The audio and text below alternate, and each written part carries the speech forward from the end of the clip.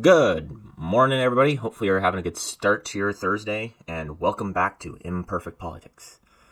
So, yesterday, funny thing happened. Apparently, the Bank of Canada's cut our rates. So, Canada's apparently the first G7 country to lower their interest rates. Good job, Canada. I don't understand it. I don't in particular because um, sure, we've had like a couple of months this year, and couple I probably mean two, um, where sure inflation has been in and around 2%. It hasn't been like at 2% or lower than 2%. Um, but like shit's still going up, right? Prices of things like are are still high. Well, which most likely, let's just be clear on this: prices of everything are going to stay high. It's just stability of prices. We're never going to go back down to like $3 cauliflower anymore. So you know that's fun, but I can't see why the Bank of Canada would lower rates. And I don't know if this is actually a good thing because from what I understand, if they lower rates too early, then inflation is just going to explode again.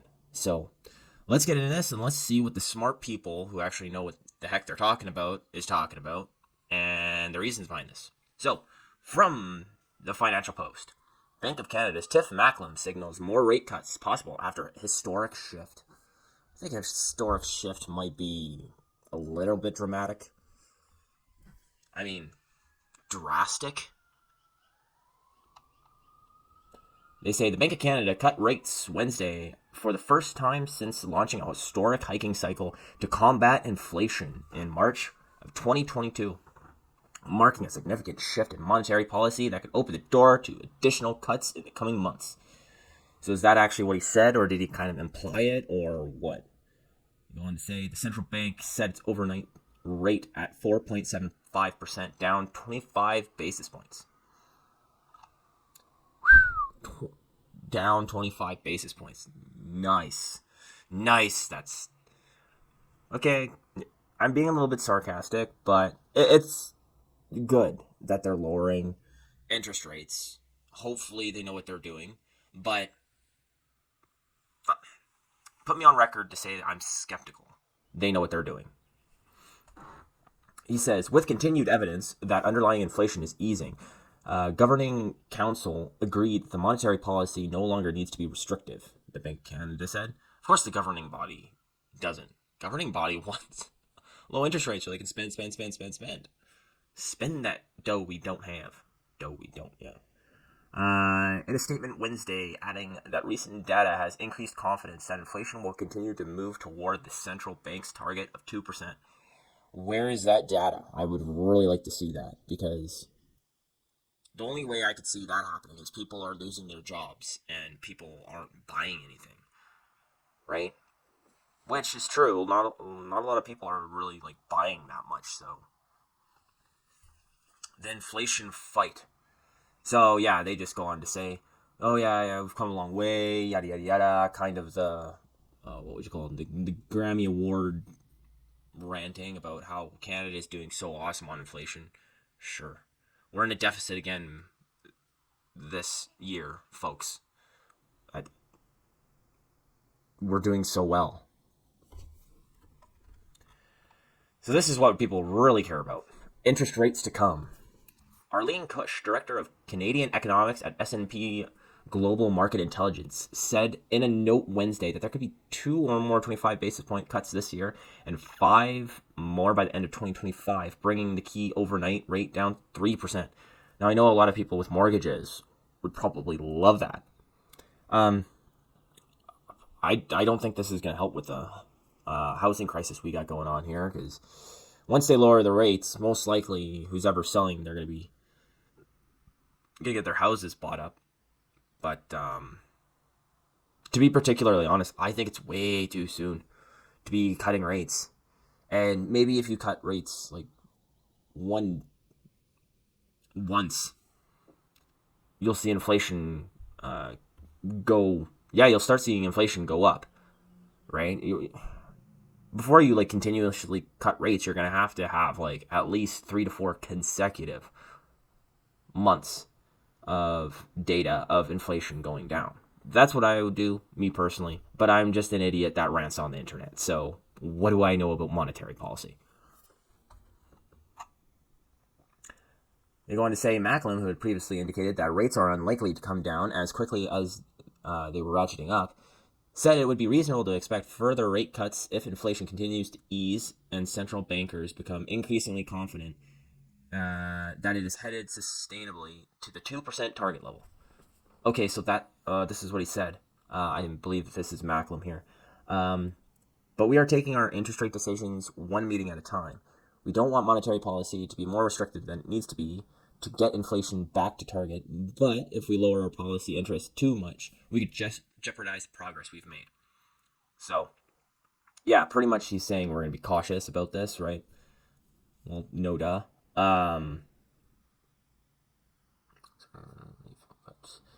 And yeah, so, and what Macklem just said in the paragraph before is he said that, yeah, if inflation keeps on going down, then we'll cut interest rates. So he's not promising anything. He's not saying that it will come. So all these people are just speculating that, oh, maybe it will go down another 3 times. Well, it could. A meteor could come and hit the Earth as well. I mean, but that's literally what I'm saying is like, yeah, I mean, that's so whatever. It seems like a lot of speculation now is going on. He goes on to say, inflation could be higher if global tensions escalate, if house prices in Canada rise faster than expected, or if wage growth remains high relative to productivity. So, well, with a lower interest rate, most likely housing prices are going to go up because we have more people in Canada than we did before the Great Cold. And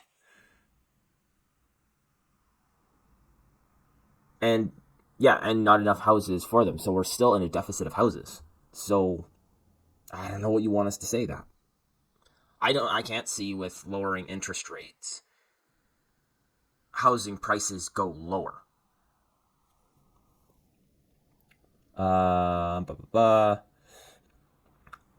So wage growth remains high relative to productivity. Yeah, we all read the articles saying how low Canada's productivity is. So that's not looking too good. And global tensions. What did I just read? I just read that quote unquote Ukraine fired missiles into Russia. Okay, let me say that a different way. Ukraine launched missiles that were created by the U.S. that the U.S. gave to Ukraine, that U.S. troops trained Ukrainians on how to use into Russia over the weekend. So to say things are, well, and there have been Russian politicians who've come out and they've been threatening war because of this. So, well, they've been threatening retaliation because of this, and they haven't been saying retaliations against Ukraine. They've been saying retaliations against NATO, which is very specific. So I think global tensions are going to escalate. So these 3 things right there means that inflation will go higher if Macklem is correct about what he states. They say shelter price inflation remains high, contributing to overall inflation above the central bank's target. He said, but he added that that total consumer price inflation has declined consistently over the course of this year, with indications that underlying inflation is at the point of easing. Yeah, because people only have the money. People can only buy food, like get gas and live. They don't have enough money to go out and buy like fancy clothes, or they don't have enough money to buy. I don't know. I don't buy anything. I'm a terrible consumer. The fanciest watches or something like that, right? Like it's food, fuel, housing, and that's pretty much it. And probably alcohol. Lots and lots of alcohol is what people are spending their money on.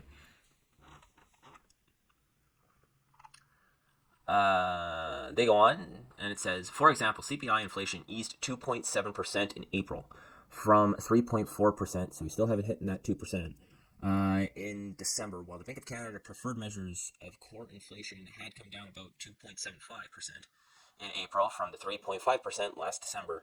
Meanwhile, the 3-month rate of core inflation slowed to under 2% in March and April from 3.5% in December. So, okay, if it was slowing from March, April, you should have waited until you got the May numbers out. Well, maybe he had the May numbers out. So, okay, maybe I was wrong. Maybe it is 3 months in a row it's been down. It's going to say, while economic growth fell behind Bank of Canada projections in the first quarter at 1.7% on an annualized basis, he noted that it recovered from a stall in the second half of last year, and consumption growth proved solid at 3%.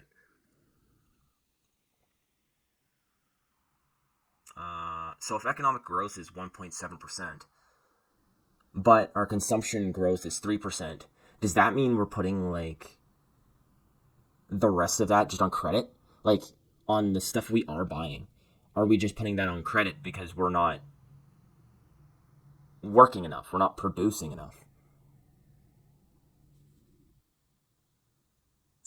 He goes on to say employment has been growing, but at a slower pace than the working age population.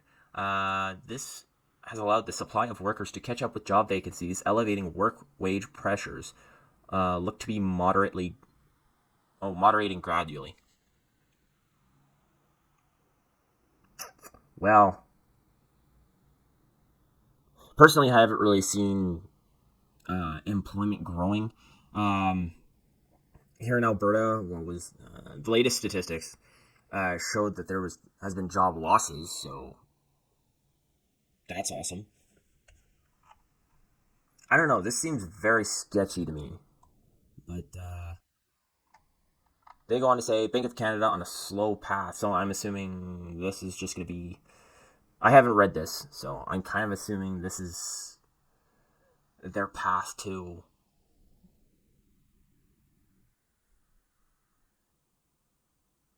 a better Canada or something. I don't know. Let me see.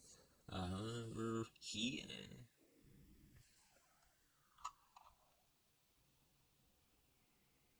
Okay. Okay. So yeah, they're just saying here that Bank of Canada's on a slow path to reducing rates long term or something like that. I'm not going to go quite through it. I think we kind of pretty much dug as much into this as need be, or for like my knowledge of what's going on. I sniff something is a little amiss, but what do you guys think? Does this random rate cut out of nowhere kind of seem a little bit sketchy to you, or is this something awesome and you think that woohoo, we're out of the woods, so no recession for us? Leave that in the comments below, or if you just want to tell me how much I don't know about what I'm talking about, I'd like that as well. Also, if you like this content, if you could subscribe, that would be awesome, and I will talk to you at 12:30 p.m. today, and see you next time.